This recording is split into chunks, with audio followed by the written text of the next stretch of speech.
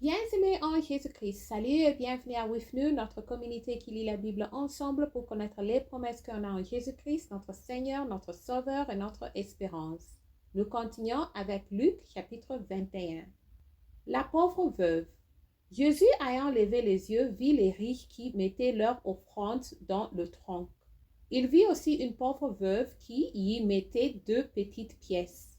Et il dit, je vous l'ai dit en vérité, cette pauvre veuve a mis plus que tous les autres, car c'est de leur superflu que tous ceux-là ont mis des offrandes dans le tronc, mais elle a mis de son nécessaire, tout ce qu'elle avait pour vivre.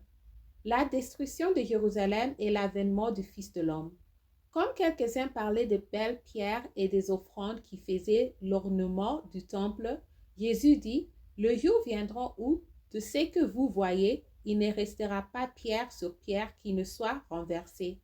Ils lui demandèrent, Maître, quand donc cela arrivait-il? Et à quel signe connaîtra-t-on que ces choses vont arriver? Jésus répondit, Prenez garde que vous ne soyez séduits, car plusieurs viendront en mon nom, disant, c'est moi, et le temps approche. Ne les suivez pas. Quand vous entendrez parler de guerre et de soulèvement, ne soyez pas effrayés, car il faut que ces choses arrivent premièrement, mais ce ne sera pas encore la fin. Alors il leur dit, une nation s'élèvera contre une nation, et un royaume contre un royaume. Il y aura de grands tremblements de terre, et en divers lieux, des pestes et des famines. Il y aura de phénomènes terribles et de grands signes dans le ciel. Mais avant tout cela, on mettra la main sur vous, et l'on vous persécutera. On vous livrera aux synagogues, on vous jettera en prison. On vous mènera devant des rois et devant des gouverneurs, à cause de mon nom.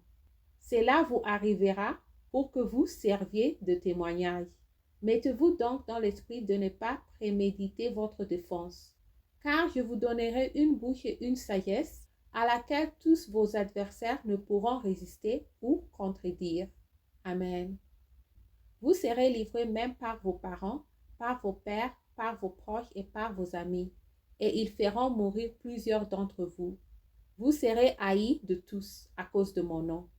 Mais il ne se perdra pas un cheveu de votre tête. Par votre persévérance, vous sauverez vos âmes. Amen. Exhortation à la vigilance. Lorsque vous verrez Jérusalem investie par des armées, sachez alors que sa désolation est proche.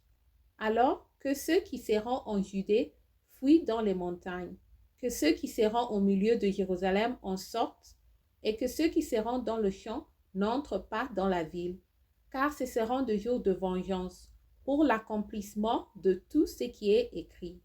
Malheur aux femmes qui seront enceintes et à celles qui allaiteront en ce jour-là, car il aura une grande détresse dans le pays, et de la colère contre ce peuple. Ils tombèrent sur le tranchant de l'épée.